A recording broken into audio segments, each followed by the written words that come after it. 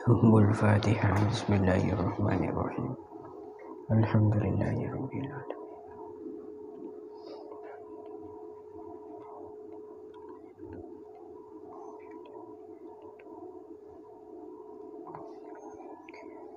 Bismillahirrahmanirrahim.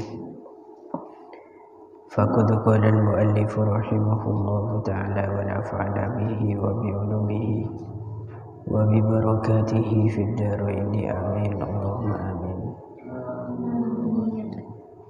Bismillahirrahmanirrahim. Wa innama tajibu ad-da'watu li walimatil ursi aw tusannu li ghairiha bi syarti an la yakhussa ad-da'i al-aghniya'a bid-da'wah. Wa innama tajibu lan angin pastine wajib apa ad-da'watu nekani al-ijabah gitu nggih. Apa ad-da'watu nekani li walimatil ursi maring walimatil urs autusannu utawa den sunahaken apa ad-da'wah li ghairiha maring liyane walimatil ursi bi syarti alla yakhussah kelawan syarat yen to ora nertentoaken kelawan syarat yen to ora nertentoaken sapa ad-da'i wong kang ngundang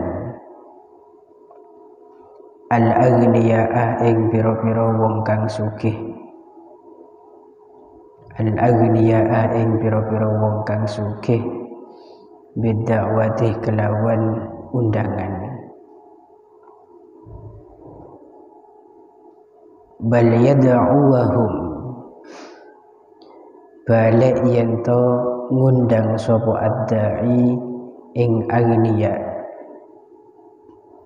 bal yad'uwahum balik yen to ngundang sapa ad-da'i ing aghniya wal fuqara ahlan ing pira-pira wong fakir wa ayyad'uwahum lan yen to ngundang sapa ad-da'i ing aghniya wa ayyad'uwahum lan yen to ngundang sapa ad-da'i ing aghniya fil yaumi ing dalem dina al-awwali kang awal fa in aulamah moko lamun gawe walimah sapa man salasata ayyamin ing dalem mangsa telu pira-pira dina lam tajib moko ora wajib apa al-ijabatu nyembadani fil yaumi ing dalem dina asani kang nomor loro bal tustahabbu balik den sunahaken apa al-ijabah balik den sunahaken apa al-ijabah wa tukrahu lan den makruhaken apa al-ijabah fil yaumi ing dalem dina as-salisi kang nomor telu fil yaumi ing dalem dina as-salisi kang nomor telu. Bismillahirrahmanirrahim. Wa innama tajibu ad-da'wah li walimatil urs aw tusannu li ghairiha bi syarti an la yakhussa ad-da'i al-aghniya bid-da'wah. Kewajiban kalian menghadiri undangan walimatul urs atau kesunahan kalian menghadiri undangan selain walimatul urs itu semua dengan catatan syarat apabila orang yang mengundang kalian itu tidak mengkhususkan undangannya terhadap orang-orang yang kaya saja, Jadi syarat ini perlu sampean ingat dan perlu sampean perhatikan. Dalam acara walimah tidak boleh tuan rumah yang memiliki hajat itu mengundang orang-orang khusus saja, seperti orang-orang yang kaya, yang miskin tidak diundang, orang-orang yang banyak harta, yang melarat tidak diundang. Maka jika terjadi demikian, ada undangan tapi khusus orang-orang yang kaya, maka tidak wajib menghadiri undangan tersebut. Gitu ki? Tidak wajib menghadiri undangan tersebut, walaupun orang yang kaya yang di situ dapat undangan itu juga tidak wajib.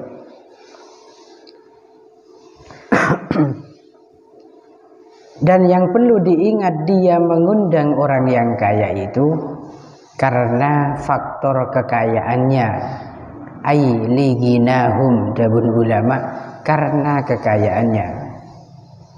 Sehingga tidak masalah kok misalkan nanti ada tuan rumah yang mengundang orang-orang kaya bukan karena kekayaannya, tapi karena misalkan di sini likaunihim ahla hirfatihi, karena mereka orang-orang yang diundang bagian dari rekan kerjanya atau sahabat kerjanya, dan kebetulan sahabatnya itu kaya-kaya, maka tidak masalah itu. Karena tujuan ngundang bukan ngundang karena kekayaannya, tapi karena sahabatnya. Pahami? Au ashiratahu, atau ada tuan rumah mengundang teman-teman saat dia mondok dulu, atau sahabat saat dia sekolah dulu, dan kebetulan seluruh sahabat dan temannya itu orang yang kaya semua, itu boleh. Yang tidak boleh itu mengundang karena kekayaannya. Dipilih mana di antara teman yang paling kaya. Akhirnya A, B, C, D, E ke bawah tidak masuk karena di situ melarat. Apa boleh di situ V, W, X, Y, Z di situ, walah tambah melarat ini. Yang diundang hanya A, B, C, D, E. A, B, C, D. Ini orang-orang yang khusus, banyak harta, orang terhormat karena hartanya. Itu yang tidak boleh. Kok ada nanti undangan yang demikian, kemudian sampean masuk di dalamnya, maka sampean tidak wajib hadir. Tapi kayaknya ini sulit menentukan. Kenapa? Karena ukuran maksud dan tujuan itu ukuran hati. Tidak ada yang tahu tuan rumah itu ngundang orang kaya karena kekayaannya, atau karena rekan kerjanya, atau karena saudara, atau karena sahabat misalkan, itu kan tidak tahu. Ya pokok husnudzon saja gitu ki. Kalau memang terjadi di daerah kita, karena nikah dabun ulama al maksud yaitu adalah qasdi ahlil bait atau qasdud da'i at-taksi sohliba di dakwah gitu ya. Tujuan daripada orang yang ngundang, tujuan ini tujuan qasdun gitu ya. Kalau qasdun itu masalah niatan, tujuannya memang mengkhususkan kepada orang-orang tertentu karena faktor kekayaannya, dan itu sangat sulit bagi kita. Kecuali kalau memang kita itu orang yang mudah suudon. Orang yang mudah suudon itu mudah menyimpulkan apa yang masih belum jelas dengan kesimpulan yang salah dan buruk. Kenapa kok di situ tidak wajib? Kalau ada pengkhususan undangan kepada sepihak saja, hanya orang-orang yang kaya saja, karena ini merujuk pada dawuh Nabi, syarrut ta'ami ta'amul walimah. Seburuk-buruk makanan itu makanan walimah. Yang mana di situ tud'alahal aghniya, yang diundang hanya orang-orang kaya, wa tutrakul fuqara, dan orang-orang yang fakir itu yang tidak diundang. Paham ya? Kenapa kok disebut makanan yang buruk di sana? Karena memang agama itu sangat melarang keras terdapat rasa sakit hati pada orang muslim atau manusia pada umumnya. Agama nikah aslinya tak ridho. Umpama beda menosa nikah sakit hati, umpama beda sahabat kita, saudara kita yang tersinggung dan merasa sakit hati karena perbuatan kita. Oleh karena itu, apapun yang terlibat terkait masalah sakit hati itu pasti dianggap buruk oleh syariat, termasuk makanan. Mendeureun sebenarnya acara nikah mengandung unsur menyakiti hati orang lain, maka makanan itu juga tidak ada keberkahannya. Salah satu contoh yang lain dalam kitab taklim, dalam bab warok, di situ kita selaku santri hati-hati jangan makan makanan pasar. Iya kan? Kenapa kok kita jangan makan makanan di pasar? Karena banyak orang tak endi orang melarat ling jelingan kakanan sebenarnya pasar, kemudian tak ketekan. Mau beli apalah daya, dana tak cukup. Akhirnya sakit hati, merasa berat di hati. Akhirnya makanan tersebut ghairu mubarak, tidak diberkahi. Santri je sampai deureun nikah gara-gara faktor beda sebagian atina orang yang melarat sakit hati. Begitu juga kalau ada acara yang diundang hanya yang kaya-kaya saja. Sesoki menurut saya undang sejelas akuli atina orang yang melarat. Kulina ateh dari orang melarat itu yang merusak keberkahan acara. Maka nikah yang harus diperhatikan sampean menagabai acara, jangan sampai pandang bulu. Tret-tretan yang kaya atau yang miskin semuanya sama. Semuanya itu punya ikatan dengan kita, sahabat semuanya, tetangga semuanya sama. Karena kalau kita bersikap sebelah saja atau sepihak saja, maka acara itu yang tidak diberkahi dan sampean yang akan rugi pada akhirnya. Itu okay? Wa ma'lumun, dan kita sudah tahu semua, anna syarra la tajibul ijabalah, bahwa sesuatu yang buruk menurut syariat jangan sampai kita datangi. Ya termasuk makanan walimah itu, yang di dalamnya ada undangan-undangan khusus terhadap orang-orang kaya. Gitu kan? Kemudian bagaimana kalau dibalik, Pak? Tuan rumah itu ngundangnya hanya orang-orang miskin saja. Paham ya? Karena yang kita pahamin dari tadi, orang kaya yang diundang, yang miskin tidak diundang, maka tidak boleh, tidak wajib di situ menghadiri undangan. Bagaimana kalau di situ orang miskin saja yang diundang, sementara yang kaya itu tidak? Maka menurut pendapat yang muktamad boleh saja. Artinya tetap wajib mendatangi undangan walimah. Perlakuan yang dilakukan oleh tuan rumah dengan sepihak kepada orang miskin tadi itu boleh. Kita yang mendapat undangan maka tetap wajib menghadiri undangan. Pun itu syarat yang pertama. Undangan tidak boleh khusus kepada orang yang kaya. Kemudian yang kedua, wa ayyad'uhum fil yaumil awal. Para orang-orang yang diundang itu harus disyaratkan diundang di hari pertama.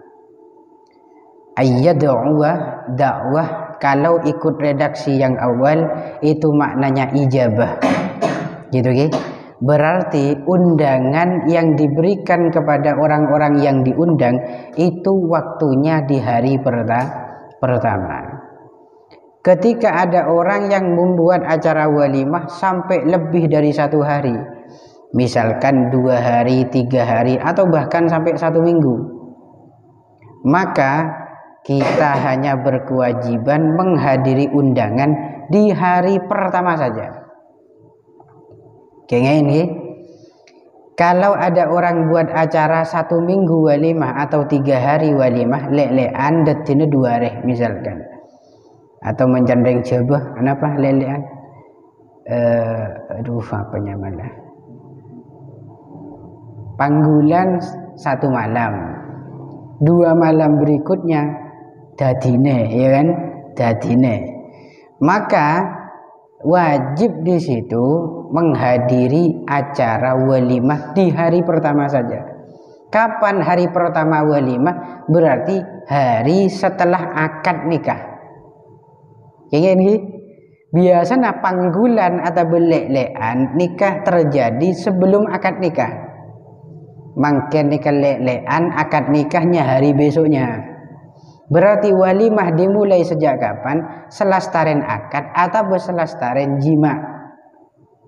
Mun lastaren jima itu sulit dideteksi karena sepaling nyaman di situ nentoaki selastaren akad, karena akad lumrahnya masyarakat kita itu dipersaksikan banyak orang, sehingga setelah akad terjadi kok ada makan-makan, acara tetap ada, maka acara itu mulai acara walimah. Sebelumnya panggulan itu tidak masuk walimah. Jadi cok nyol menganyol sampean menoleh undangan pas dateng nang malam lelean atau beare lelean atau malam panggulan atau hari panggulan, karena itu bukan walimah. Percuma sampean dekik lastari dateng menghadiri undangan, besoknya itu wajib hadir lagi. Yang sebelumnya tidak wajib.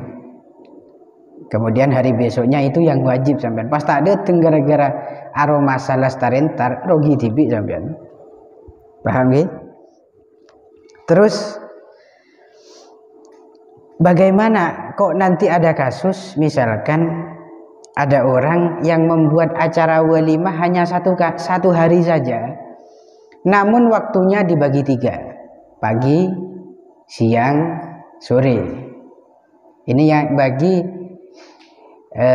tuan rumah yang biasanya ada ingin capek-capek biasanya kan banyak benih karena melarat, benih karena tak mampu. Bedekiyah orang nikah tak seneng acara abid-abid, pokok tu dirantah napa boleh mantennya men kemanten di situ cek tanya aki berempat hari palon, tak usah tanya aki.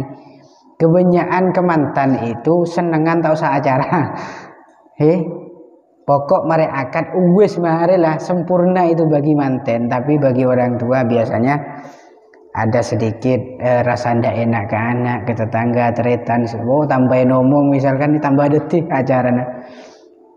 Itu kok nanti ada orang yang senang hanya buat 1 hari saja, kemudian yang 1 hari tersebut dibagi jadi 3 waktu, pagi, undangan siang, undangan sore. Maka bagaimana hadirnya? Yang wajib hadir itu hanya orang yang diundang di waktu pagi saja. Jadi paham ya? Jadi misalkan kule kana iundang, sampean iundang. Lakean yundang, binian yundang. Undang na kula pagi, undang na lakean siang, undangan perempuan malam misalkan. Maka siapa yang wajib hadir di acara tersebut dalam waktu 1 hari tersebut? Ya saya saja, karena saya yang diundang fil waktil awal, di waktu yang pertama. Itu kalau 1 hari dibagi menjadi 3 waktu. Bon. Kemudian untuk undangan yang laki-laki, yaitu undangan di waktu kedua, itu menghadiri sunnah, tidak wajib. Undangan yang ketiga itu makruh menghadiri, lebih baik tidak hadir. Lebih baik tak hadir. Atabah walimahnya 3 hari. Hari pertama saya diundang, hari kedua laki-laki diundang, hari ketiga perempuan. Maka yang wajib hadir, kalau udah hadir dosa, itu saya. Kemudian yang sunnah hadir, kalau udah hadir makruh, maka laki-laki. Kemudian kalau yang makruh hadir, lebih baik jangan, itu perempuan. Ini kalau per hari, berarti tiga hari. Nah, kenapa Pak? Kok ada tahapan demikian hukumnya? Kalau hari pertama itu wajib, hari kedua di situ sunnah, hari ketiga di situ makruh. Ini berdasarkan dawuh Nabi. Nabi adabu al-walimatu fil yaumil awwal haqqun. Walimah di hari pertama itu hak, ay wajibun, wajib. Wa fissani ma'rufun, dan menghadiri walimah di acara yang kedua, artinya hari yang kedua itu ma'ruf, bagus, berarti sunnah. Wa fissalis, ini menghadiri atau membuat walimah. Membuat acara walimah di hari ketiga, riyaun wa sum'atun, itu pamer dan sum'ah, agar didengar oleh banyak orang, muncul kesombongan. Jadi sepaling mapan debuna Nabi walimah ini kedua hari cukup, 2 hari itu cukup. Pertama wajib, pajen hakul walimah. Yang kedua ma'ruf, itu bagus, masih bagus ya. Yang ketiga itu nanti ada indikasi riya pada tuan rumahnya, pamer-pameran, kiso-kian. Engkau man apa lo sampai seminggu, kocak banyak bese misalkan. Engkau man apa lo sampai 15 hari misalkan. Tada sing ngalahin engkau. Itu akan timbul demikian nantinya. Wes semapan nih pancen dua hari nih semapan. Ya umpama kebe telware ya sak karepmu. Ya sak karepmu wong bondo dhewe. Sepenting nih kesemapan hari pertama ben hari yang kedua. Atau ada nanti kana solusi kebe walimatul urus 2 hari tapi lama, berarti panggulannya buat 3 hari. Bener gak? Lek-leken kebe teluare sebelum acara, lastare acara cuma 2 hari. Lastare acara akad maksudnya itu 2 hari, berarti total hajatannya itu 5 hari. Walimahnya cuma 2 hari setelah akad, panggulannya 3 hari. Itu tidak menyalahi hadisnya Gusti Nabi ini. Berarti tak masuk pada hari ketiga walimah yang dianggap riya atau sum'ah. Walaupun tujuan membuat hanya 2 hari saja tadi, itu nanti mungkin juga ada indikasi riya, jung-jungan gitu ki, pamer-pameran. Terus yang terakhir, untuk masalah hukum tadi, orang yang membuat acara walimah dijadikan 3 waktu atau 3 hari, itu catatannya apabila rumahnya itu luas, artinya tidak sempit, netral kayak rumah di daerah kita ini. Dan ini seperti yang telah terjadi di daerah Mesir. Mesir itu karena menkebai acara, biasanya buat acara 3 hari. Hari pertama lil ulama, mengundang para ulama.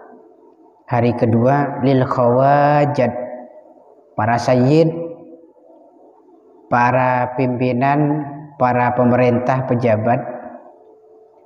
Hari ketiga teman kerja atau rekan kerja. Itu biasanya yang terjadi di Mesir.